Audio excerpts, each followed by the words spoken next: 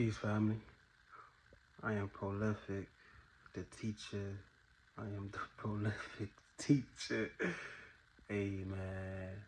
I hope everybody's day is going by smooth because we bless it this way. I want to talk about God, and I'm a Muslim, but I'm gonna give like a certain perspective that is different, right? And it can relate, depending on how you want to see it, right? But through my experience, right? God is a force, right? It's a force. It's like you're a pawn, you know? You're like a pawn on the chessboard being moved into the right places, right? That's how I feel God is from a force level, you know. This force, it tests you though. Like you don't get to move forward without passing the test that you're on, you know. It will constantly test you. Constantly, repeatedly. And it has to be to a point where it's subconscious. Where without a doubt, like, this force has your back. You always have to know, like, God has your back all the time. When it's anytime you're in an adverse situation, the hope is to know that God will always have something in store in you. That's the test. At least that was a test for me, right? Because anytime I went through difficulty, my response automatic would be like, God got it. I would do what I need to do, but I will first affirm that God, this is in God's hands, right? Then I will work towards what I need to work to, right? And it's a constant affirmation that you have to go through, that you got to deal with, you know, until you get to a point where you move into the place you need to be.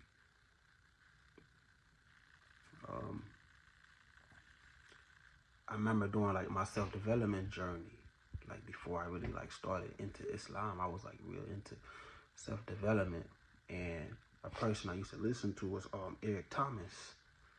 Eric Thomas, if you listen to him, he always talks about praying at 3 o'clock in the morning, right? And it's a Christian brother, you know what I'm saying? Get up in the morning and pray. You know, as somebody that looked at him, I wanted to try it. I wanted to, because as a person that wanted to grow, you have to try different formulas and see if they work. So that was a formula I tried. See, in Islam, we have something called tahajjud, where you get up at 3 in the morning and you pray rakats. You pray at least 10 to 11. You pray as much as you can, but sunnah is 11. I didn't know that until now, to be honest with you, until recently. But at that time, I just wanted to do it just because I wanted a connection with this higher power, you know. So that was a formula I tried, and it is a struggle.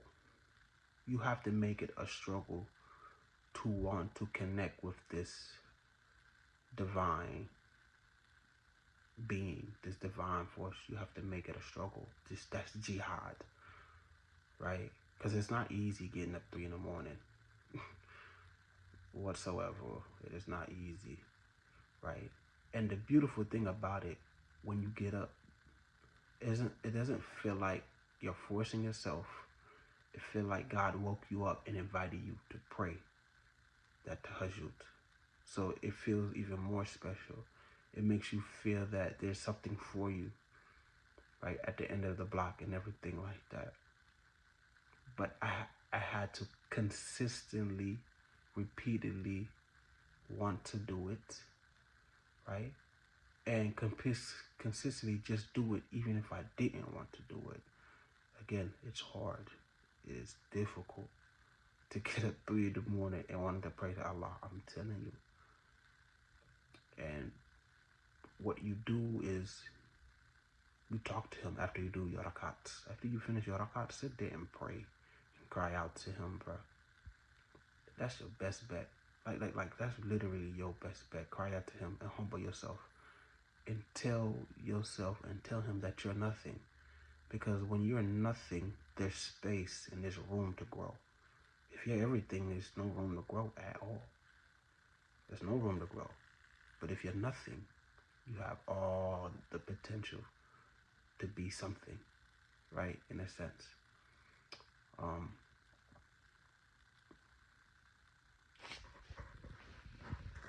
When I got in contact with this force, right, there wasn't no doubt that I was good.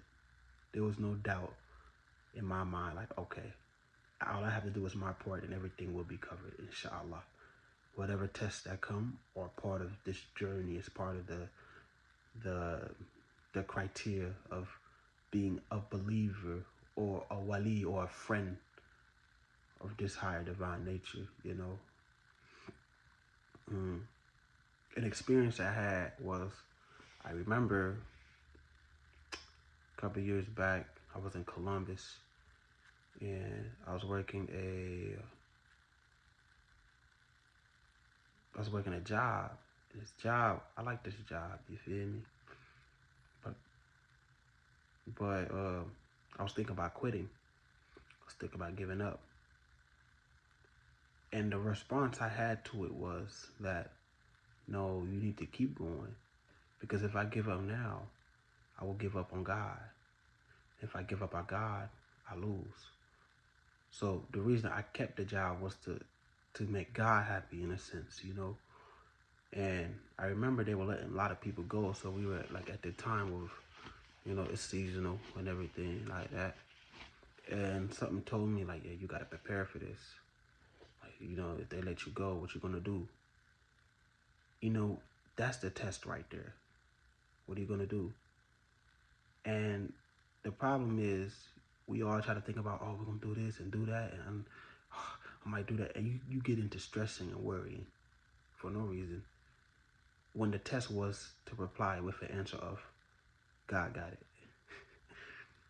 And I did do that. And what it did was just reaffirm my subconscious that God has everything. God will protect me with everything. You know what I'm saying? So they ended up letting me go. And I was happy. I was so happy they let me go because I followed through with something. I kept my word and I followed through. Mind you, I always used to quit jobs. So that was like a next step for me to move forward in life that I know I can finish. When I got home, I sat on my desk. I'm like, bro, what I'm going to do now? I had a voice in my head like, yo, you got to go back to Cincinnati. You got to go back to your family. Because I've been away from them for like a year and a half. You got to go back. And something told me, like, I almost had a doubt creep in at that moment. Like, do you really want to go there? Da, da, da, da. And another voice came and was like, don't you believe in God? I was like, I do. He's like, get up, pack your bags, and leave. I left. I said bye to my roommates. Because I was living in a living room. I wasn't living in a room. I was living in a living room. So I was able to leave, you know what I'm saying, in a sense. That didn't leave them like hanging or anything like that. So they were good. They were good. Mashallah, I appreciate those people. But when I came back to Cincinnati, I got in a car accident. Right? Car was totaled. Right? And I was doing Uber. So you need your car to make your money. And Uber was very, very, very liquid at the time because of the economy. But I'm not going to go that deep.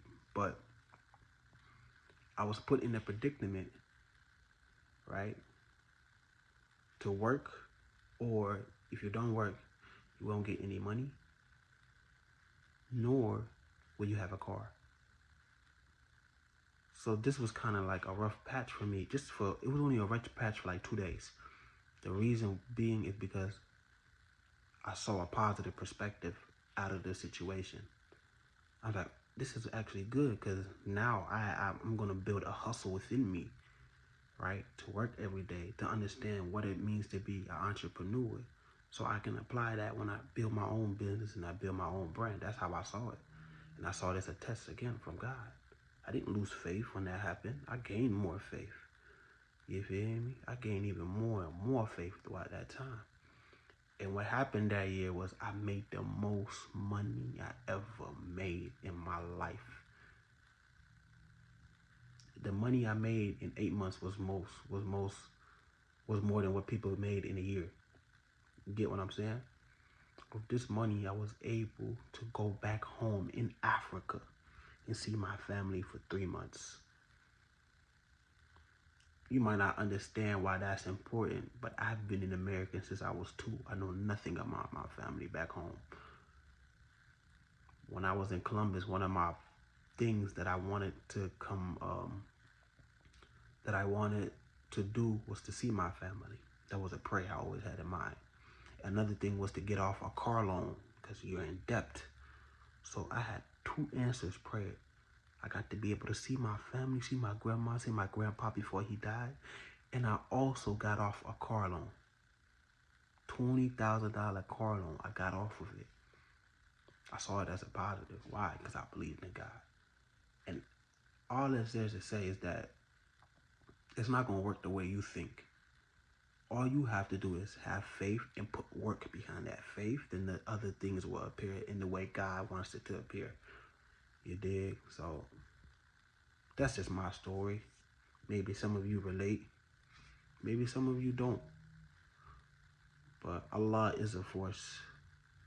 Allah is the one who provides. He's the one who gives. He's the one who loves. He's the one who gives mercy to you. You dig? So just remember that. Peace out.